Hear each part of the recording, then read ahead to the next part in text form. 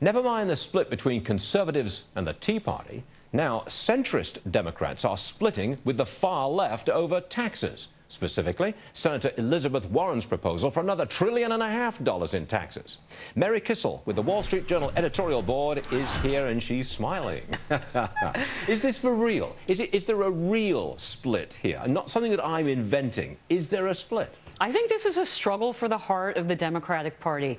I think you saw Obama pull this party so far to the left that now you see centrist, Clinton-era Democrats coming out and saying, what are we doing? Look at the polls. Look at what just happened in Colorado, where voters rejected a tax hike to fund public education. And look at history. You know, populism works on college campuses, but if you look at a guy like Bill Bradley, if you looked at Howard Dean, it doesn't really work nationally, and they want to win next year. John Cowan and Jim Kessler, writing for Third Way, moderate Democrats, they wrote this big piece in the Wall Street Journal, your newspaper. Yeah, great to see the left reading the Wall Street Journal editorial page. Wonderful. They were saying the hard left is being, I think they used the word reckless, was that it? And stronger stuff than that. Yeah, well, they were pretty impertinent. They said, you know, we can't have it all. We can't have these kinds of fiscal fantasies, as they put it.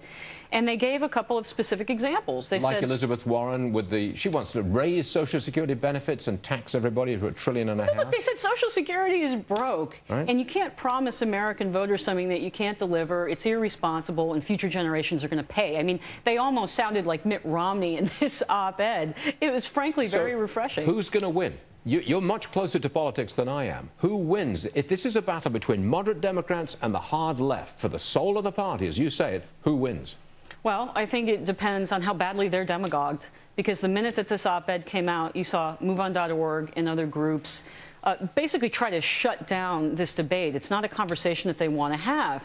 And this has been a hallmark of the Obama era, not just demagoguing the right, but also demagoguing elements within the Democratic Party that want to have a serious conversation about things like fiscal prudence. Now we've got Obamacare, and it's chaotic. Surely those moderate Democrats, aren't they going to come out and say, hey, we cannot get reelected if you do this to us? Yeah, well, you're seeing that from Democrats who are in, I don't know, kind of purple states that are already taking that kind of line. The question now is, are you going to see Senate Democrats and people like Harry Reid say, you know, whoa, we really do need to start distancing ourselves from this debacle? What's your judgment? Will he say that? Will Harry Reid say, oh, hold on a second, Mr. President, I'm not sure about this. Will he say it? I'm not making that kind of prediction, Stuart. You don't think he will? I don't think he will. Okay. I don't think he will. Monica. Yeah, no, I agree with you, because the far left, which essentially controls the Democratic Party and essentially has since 1968, with one period of renaissance for the moderate Democrats during the Clinton period, but they run this party and they are totally ideological. They're not pragmatic. They're all about remaking this economy into a more redistributive model. So you're not going to see that kind of change. And the problem is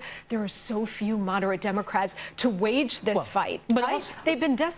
But are the moderate Democrats right? Will they get decimated if they go forward with a far-left agenda of higher taxes? Well, I think one of the problems that they have is that the White House continues to pull them farther to the left. You saw President Obama just this week come out with his big income inequality speech and say, we got to hike the minimum wage. So forget, guys, about what's going on with Obamacare. We need more income redistribution. So he's not promoting that message. So I think they're going to struggle to really have their voice heard. I think this op-ed was an important piece. Where do the moderates stand on the minimum wage? They must, I'm sure they want a higher minimum wage, don't they? I mean, that's...